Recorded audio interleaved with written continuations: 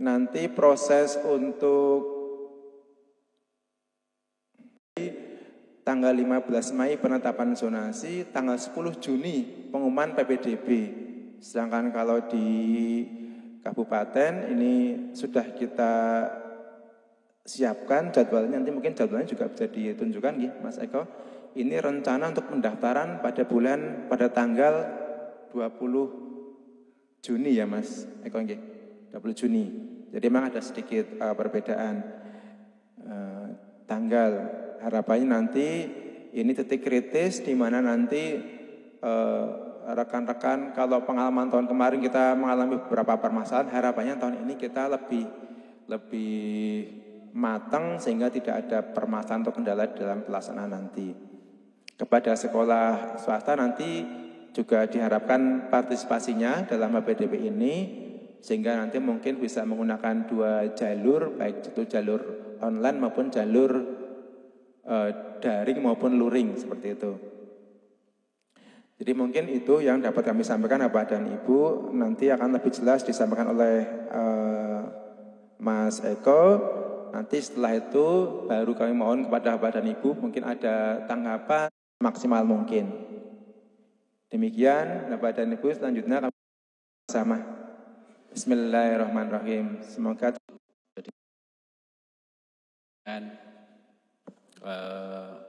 peraturan Bupati tentang PPDB.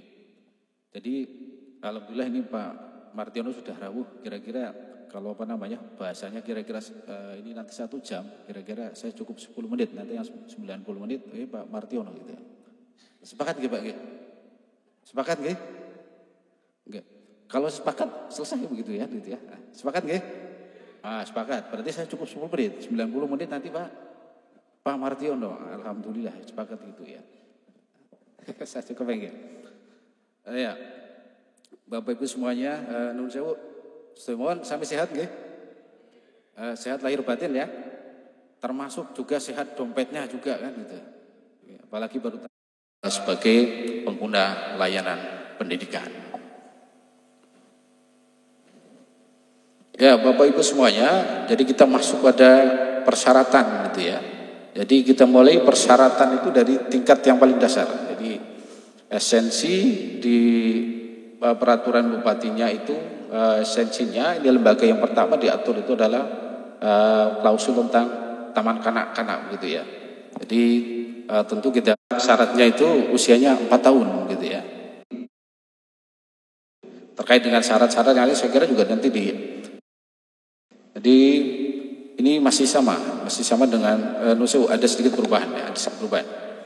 Jadi kalau tahun kemarin ini kita masih menggunakan angka 7 sampai 12 tahun ya, tapi terus kemarin berdasarkan hasil kajian, hasil proses pembahasan yang sangat dinamis begitu. Ini usianya untuk kelas 1 SD ini berusia 7 tahun sampai dengan 9 tahun atau paling rendah 6 tahun pada tanggal 1 Juli tahun berjalan. Artinya berusia paling rendah itu 6 tahun di tahun ini, di tahun 2022. Kemudian yang selanjutnya itu usia paling rendah ini juga ada pengecualiannya. Pengecualiannya masih sama. Jadi boleh potensi kecerdasan. Itu kan kuncinya yang pirso itu kan yang pirso dan kemudian selanjutnya ini tadi kita sudah bicara TK, kita sudah bicara SD. Tidak disebutkan kalau TK kemudian SD tidak disebutkan paling rendah dan kemudian juga di level SD itu bahkan ada yang disebutkan tadi paling rendah 5 sampai 6 tahun harus ada psikolog daerah. Kalau untuk jenjang SMP tidak ada klausul seperti itu. Klausul yang pertama dan utama itu adalah usia gitu ya di jenjang SMP ini. Usia dengan batas paling tinggi 15 tahun. Ya, ini khusus penyandang disabilitas begitu ya. Ini ada ketentuan persyaratan usia ini dikecualikan bagi calon peserta didik penyandang disabilitas.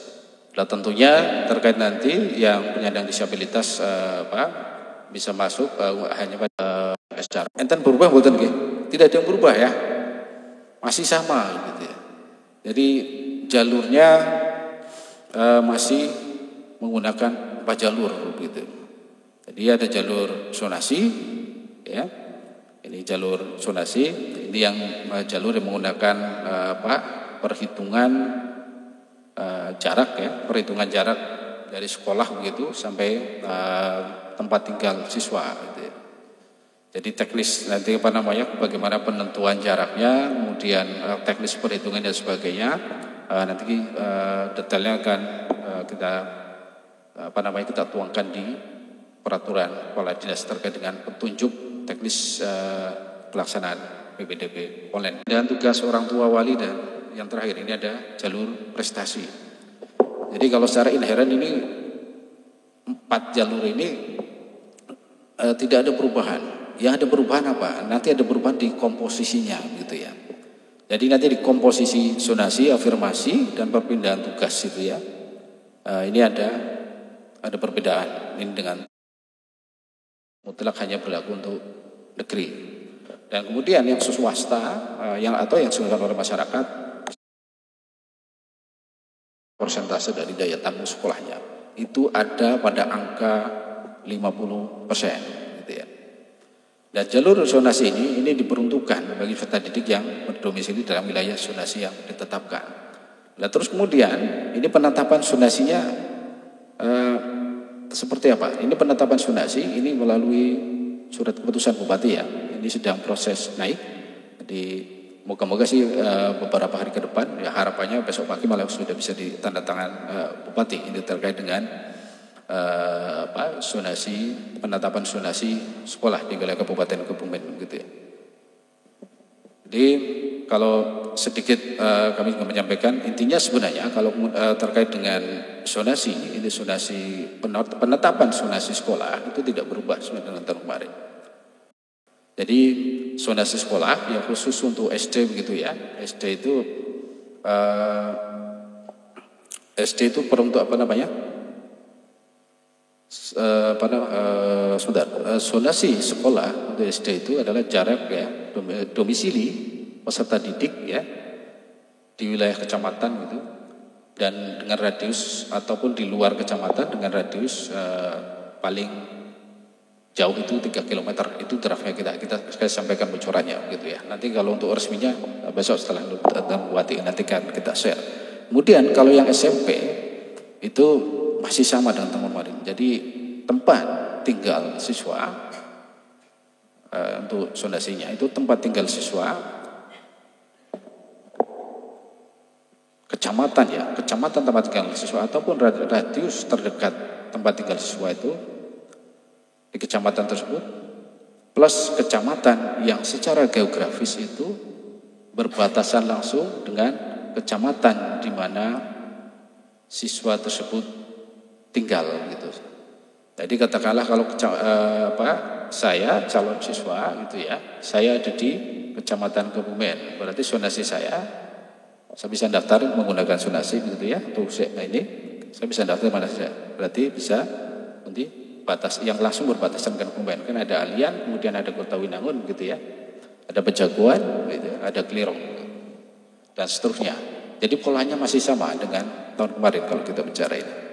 Yang berbeda hanya di sisi persentasenya gitu ya.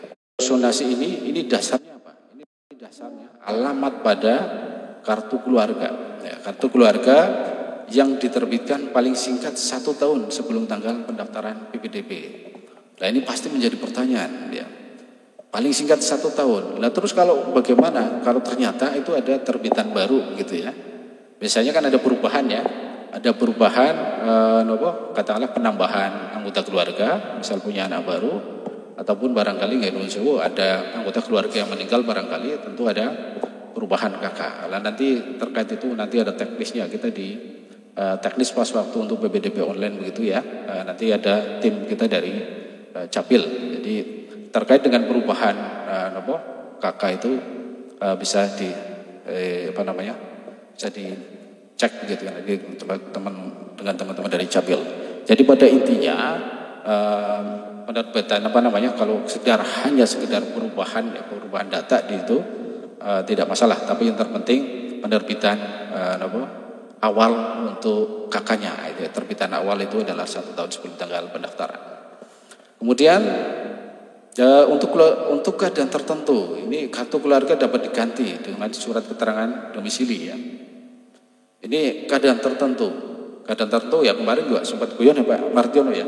Jadi keadaan tertentu itu disebut itu bencana alam, itu yang disebutkan. Perlu digarisbawahi, yang bisa menggunakan kartu surat keterangan domisili itu hanya calon siswa ya, calon peserta didik dalam keadaan tertentu. Dalam keadaan tertentu itu keadaan apa? Ya keadaan yang disebabkan oleh bencana alam dan atau bencana sosial gitu ya. Jadi kalau kemarin Pak Martiono pas waktu proses ini loh, ini kalau bencana sosial gitu ya, misalkan kayak di rumah broken home ini bagian dari bencana sosial atau tidak gitu ya.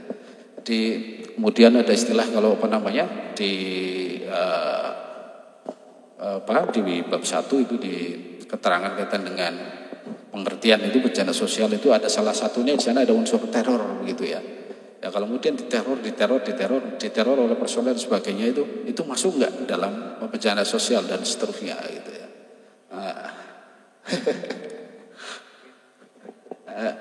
Diteror tentu ini yang sifatnya bencana alam gitu ya. Kalau bencana alam jelas ada tsunami, kemudian gunung meletus dan sebagainya kayak gitu ya. Jadi kan tidak kemudian tiba-tiba pada beropol begitu itu disebut dengan bencana alam itu tidak.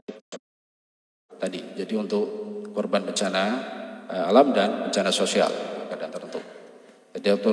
Jadi barangkali mungkin dari kota bisa digunakan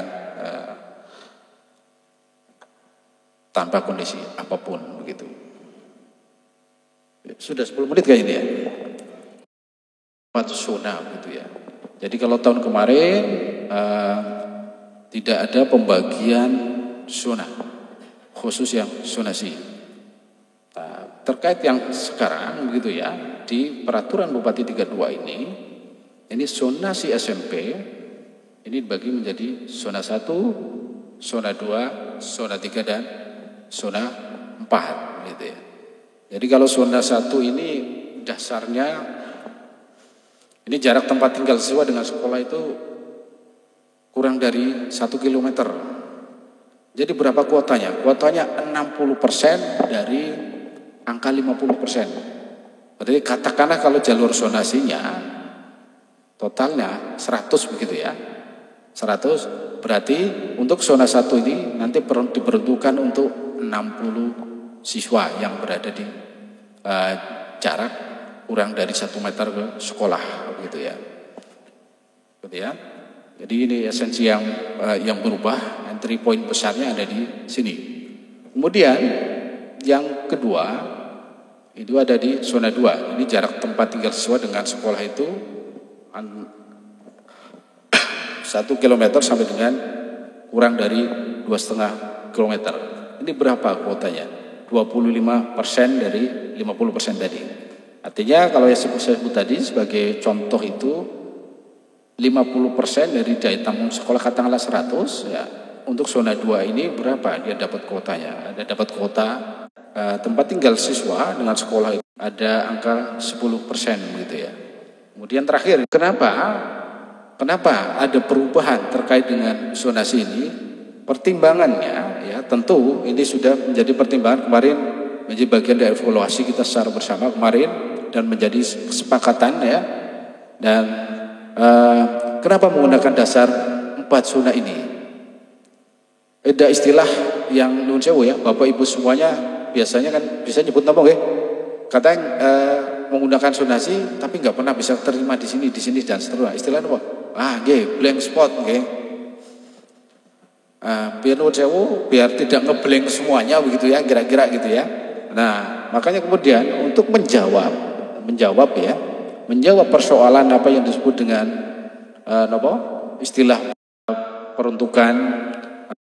Jadi kalau bahasanya dikatakan blank spot itu tidak bisa daftar kemana-mana itu salah gitu. Kalau mendaftar bisa, cuman persoalan ketika mendaftar melalui jalur zonasi begitu ya. Dalam wilayah zonasinya tentu titik terjauh itu sampai kapanpun itu tidak bakal diterima. Misalnya sebut ya, tempat saya di Sikerja itu Klirong itu ya. Kaliwung itu zonasi Kaliwungu sana udah habis.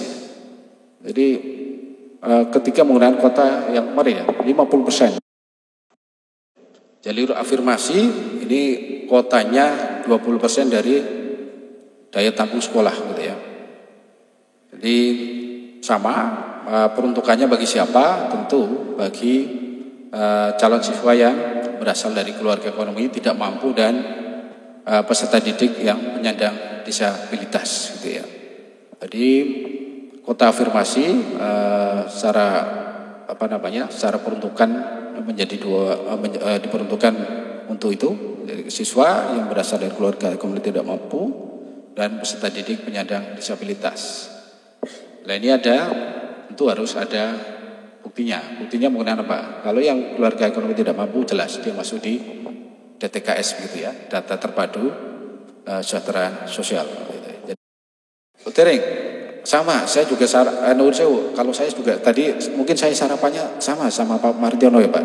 3% gitu ya dari tampung sekolah.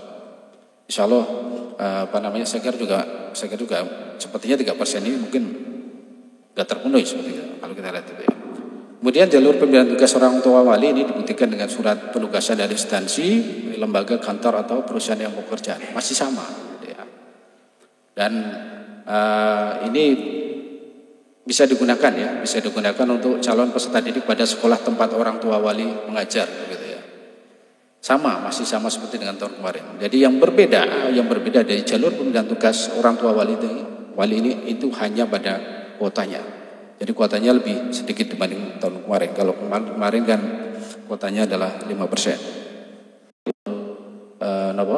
Afirmasi, kemudian jalur perpindahan orang tua ya, ataupun jalur prestasi nanti akan disonasikan gitu ya untuk perhitungan tahun kemarin. Tapi yang sekarang ini kita berbeda. Jadi berbeda di mana? Jadi berbeda kemarin begitu coba dikupas tuntas bareng-bareng itu kedalaman di Permendikbudnya itu kedalamannya di sana menyebutkan bahwa yang namanya jalur prestasi adalah sisa kuota gitu ya. Makanya terus kemudian tentu 3 jalur yang pertama tadi ada jalur zonasi, afirmasi dan perpindahan orang tua itu ditentukan dahulu. Makanya dikunci tentukan. Nah, kalau sudah ditentukan berarti jalur prestasi ini merupakan sisa kuota dari jalur zonasi, afirmasi dan perpindahan orang tua. Jadi ini jalur prestasi ini non sewu hanya nanti perhitungannya dan sebagainya hanya berlaku untuk jenjang SMP, tidak berubah. Jadi untuk TK dan kelas 1 SD itu tidak boleh. Kemudian penentuannya juga masih sama, tidak berbeda. Jadi menggunakan nilai rapor 5 semester terakhir dan atau prestasi akademik ataupun non akademik. Nanti teknis dan sebagainya kita atur di petunjuk pelaksanaan PPDB online yang SMP gitu ya.